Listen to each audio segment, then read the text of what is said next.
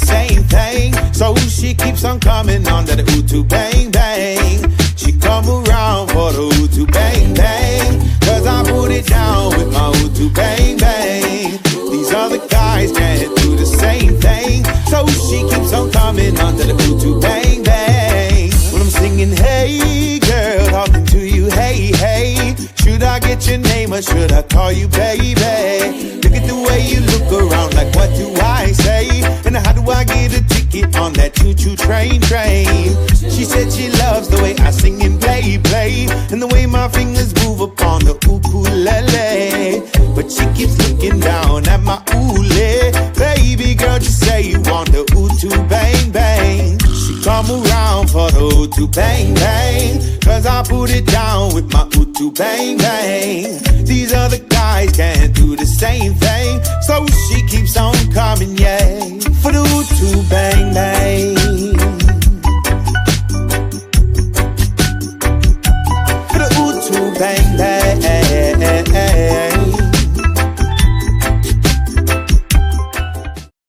President Obama reportedly told Joe Biden directly, quote, "You don't have to do this, Joe. You really don't."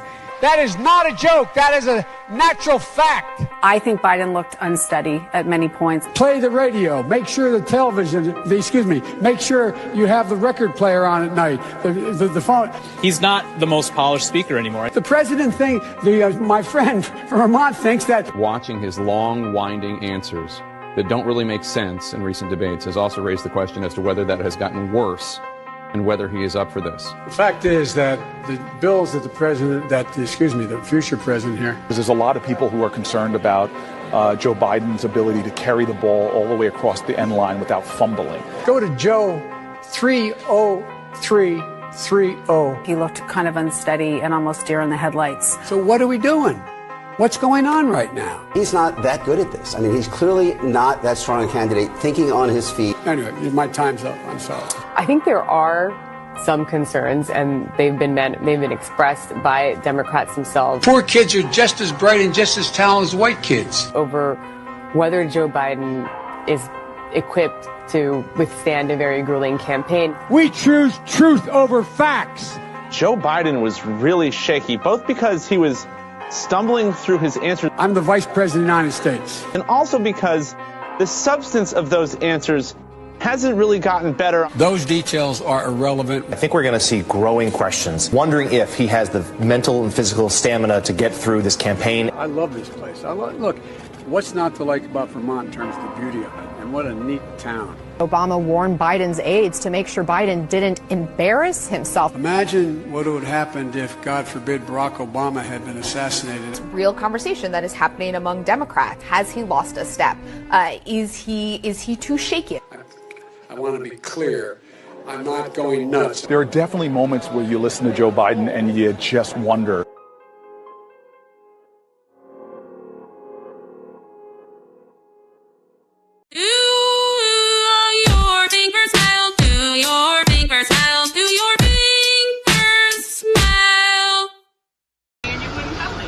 But you're blocking the road. I'm sorry, my car is not. I don't feel well. I can't move right now because you got me so upset. You can move the car. Well, it's simple. Just move it to the side of the road. This is going to hurt you more than me. Really? Yeah. So either apologize and give me your name. Apologize for what? You're very rude. It was 3 seconds, sir. It was the light was red. 3 seconds. The light was red. It turned green. You still sat there reading a piece of paper. Then it turned red again. You represent FedEx? You know what that does for employees? But look, green's light go. You gotta move out of the way. You can't just sit here. Look, listen to him. He told me I left the door open. He's worried about the door. He's a nice man. Okay, well then why do you leave the door open? And I'm going to stand there. I don't know why you don't move. Call the police or give Go ahead, me get your phone and call the police. Call your police. No, because then you'll get away. Call the police or give me your number. Then I'll get away. Hold on. I'll get someone else to call the police. Okay. Give me your number or call the police or say you're sorry. You know the number. It says it right on the side of the truck. Simple. Call your number or I'll call the police. Call the police. I'm not doing nothing. I'm waiting for you to move out of the way. Apologize or give me your name name. Okay, I'm sorry for beeping the horn. Okay. For being aggressive. Because we have enough problems in this You're world. sitting at a green light. Ew! I was dizzy. And you pull over to the side. Looking at a paper? You have no proof of that. I can see through your window. You're reading a piece of paper. I was dizzy and I got scared and said maybe the medicine's making me dizzy. Then so you I pull wasn't aware over. of the light. You're kidding me. You're not aware of the light when I beeped the horn at you. 10 minutes ago. Keep being late with your packages. That's not going to help your employee record. Call the police. I'm not calling the police. You call them. Give me your ID number. I'm not giving you my ID number. I don't have to give you my ID number. I'm going to report you. Go right ahead. You're blocking traffic. I don't care. Do you understand? At some point, you got to stand up for yourself. Okay. And you were wrong. If I was an older person or I really was busy, Doesn't matter. You're perfectly fine. You were reading a piece of paper. You keep insisting on that. When you can't just be a forgiving person, and believe me when I tell you, I was not reading for the sake of pleasure. But whatever you're reading for, it doesn't matter. You're still blocking the road. You're blocking everybody. Why didn't you move out of the way? Police for me, he's being abusive. Just call the police. You don't have to get involved. You just act on the money. I don't want to walk away. So all right. No problem.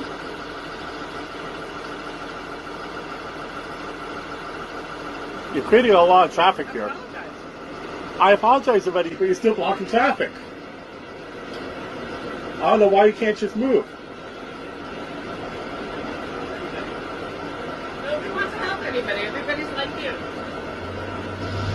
Just move your car, it'll be fine. Everybody's like you. Yep. Oh, you have to. I already said I'm sorry.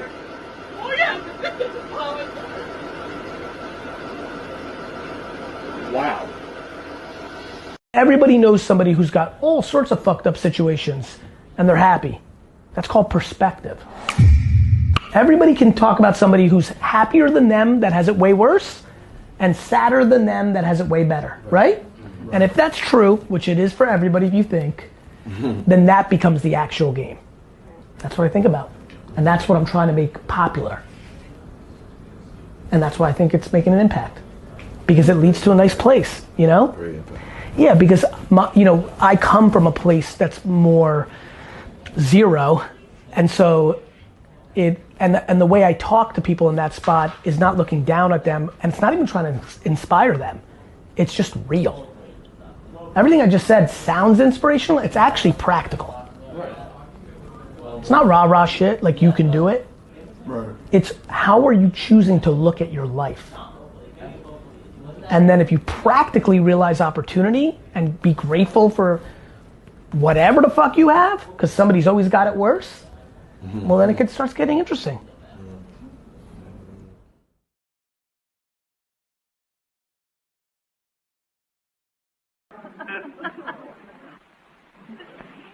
Good night. My goodness, you scared me. When did you sneak in here? A couple of minutes ago. Where is my book? It went out the window. Out the window? Good night. Ricky. What? In 1957, Lucille Ball and Desi Arnaz bought a home in Rancho Mirage and hoped to join the elite Thunderbird Country Club. But because it prohibited minorities and Jewish people from admission, Arnaz was denied admission to the Thunderbird Country Club because he was Cuban. In response to this, Arnaz bought property in nearby Indian Wells and opened up the Indian Wells Resort Hotel, which did not discriminate against minorities and Jewish people. And this is the reason why I am so against the Thunderbird Country Club, even in 2020, because of their roots in white supremacy.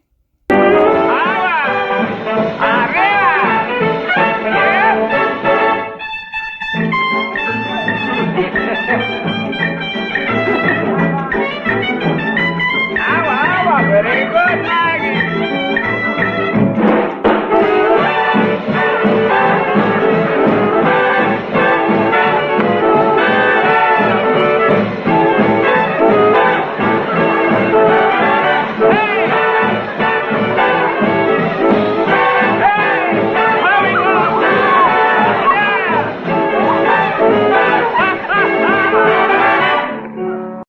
And despite its racist roots, here's our quote-unquote first black president at the Thunderbird Country Club in Rancho Mirage.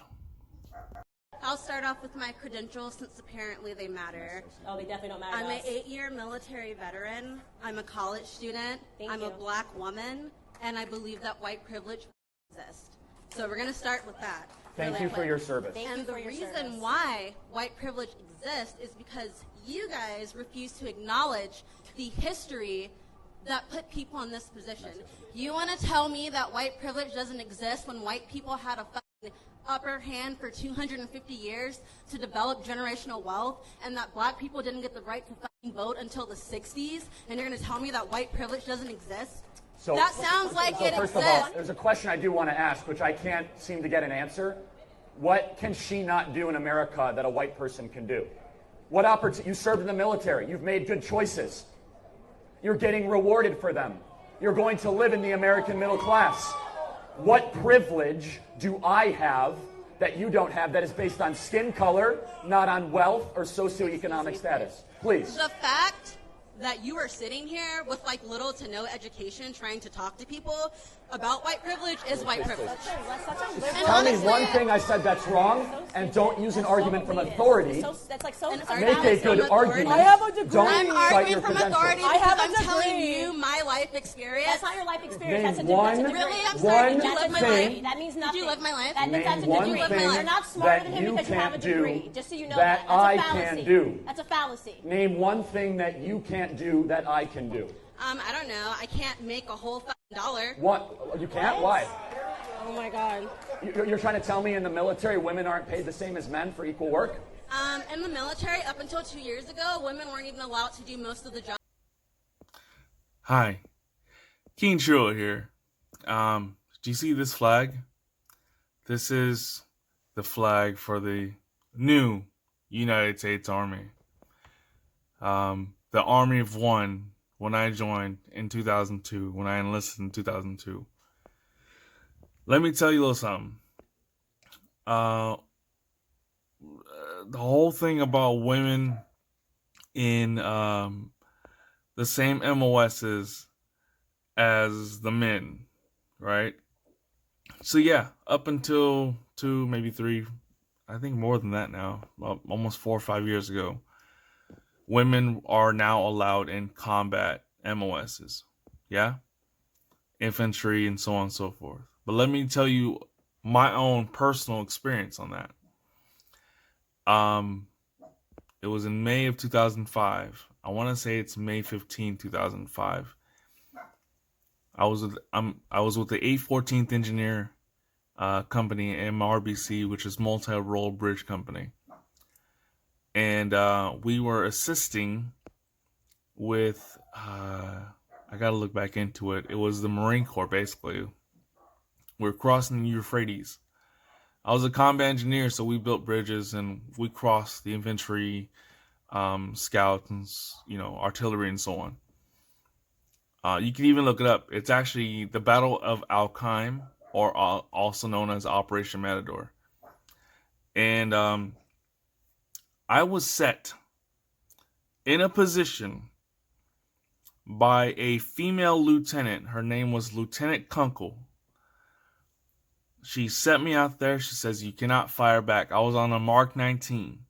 I was up on a truck, my own truck. No one was driving the truck but me on the Mark 19. I was the only one on the gun. No one was around me.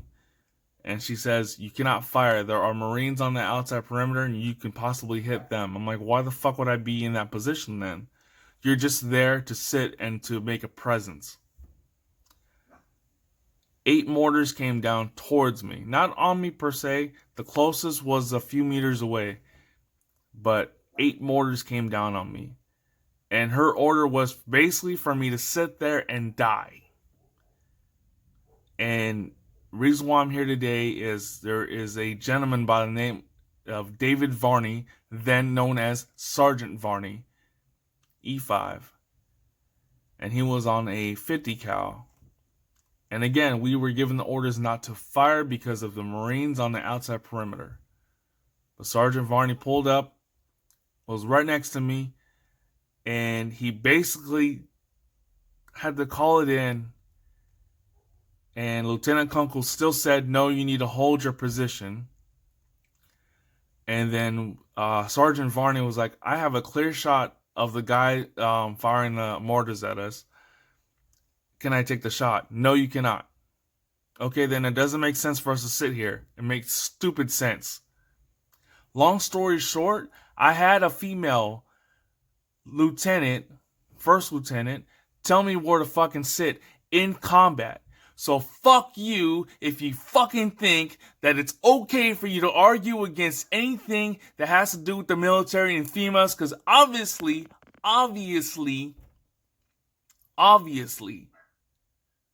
you didn't have to go through combat. You didn't have to go through all that shit. My first and foremost question is, why don't you say I was an 8-year Air Force veteran, or an 8-year Navy veteran, or an 8-year, why is it I'm an 8-year military veteran? That means zero fucking sense to me. Why aren't you proud of the service that you provided to this country by stating what branch of the military you served in? Riddle me that, fucking Batman. Answer the question. You just said you couldn't make $1.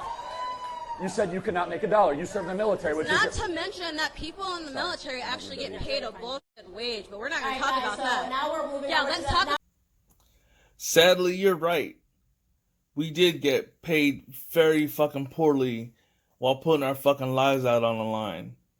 But in the same sense, there's some of us that should have gotten paid a whole lot better than some of the other people that served in the military. Again, I served in the United States Army from 2002 to 2010. All right, I spent some of that time in the reserves. I've seen a lot of people who have gone through a whole lot, and I've seen a whole lot of people who have gone up a whole lot and haven't done shit. When I was in the reserves, I seen a lot of female sergeants, E5, E6, hadn't done shit in the fucking military. They just got ranked because of time. And it's very fucking easy for people to argue that you need to have equal pay and blah, blah. Fuck you. You do not deserve equal pay to some other people. All right? If a male Army sergeant, Staff Sergeant, Sergeant First Class, all these guys that have gone through so many years in the military, whether it's a Marine Corps, the Army, hell, even the Air Force sometimes, because Air Force folks, y'all do have the security forces. All right? And those guys, some of those guys actually go through some shit. All right? Those guys earn their fucking paycheck. Yeah, we get hazard pay and all that other shit, but so do females who go to combat and don't leave the fucking wire. Like we had a lot of fucking people at LSA Anaconda in Balad, Iraq.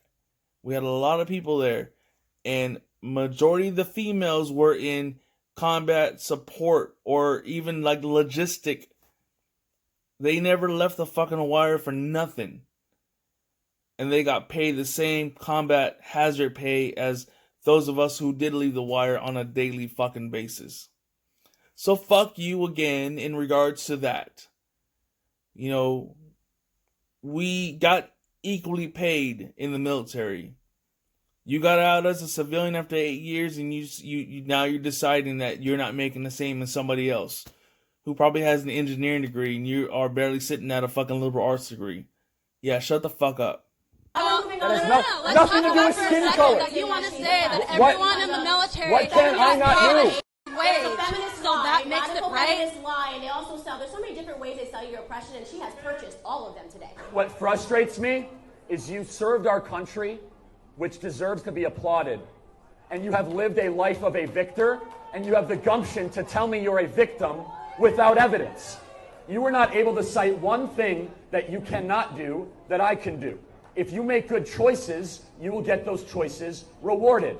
And you brought zero evidence except an argument from an authority and an insult to my lack of a college degree, of which I am so proud of, because I'm not indoctrinated because I didn't go to college. Thank you very much. For the next person. No, I don't believe any one of them have a single shot of beating him. I think fundamentally the party has changed so much from when I joined it 20 years ago, and I think that people in the party really don't understand that they are getting very, very out of touch. At many points. Play the radio. Make sure the television, make sure you have the record player on at night. With just the average people in the country, I think he is going to trounce anyone that gets nominated, and I think it'll frankly be a wake-up call for people in my party to take a look at themselves and say, how did we get here, and what do we need to do differently to rein this all back in? Now as I sit on my throne, I'm back, bitch. Like honey, I'm home. This ain't rocket science. You can decipher the shit that they own. Look, excuse me, but I got a couple of screws loose. Hit it with that deuce. When I'm in your spot lurking like who's who.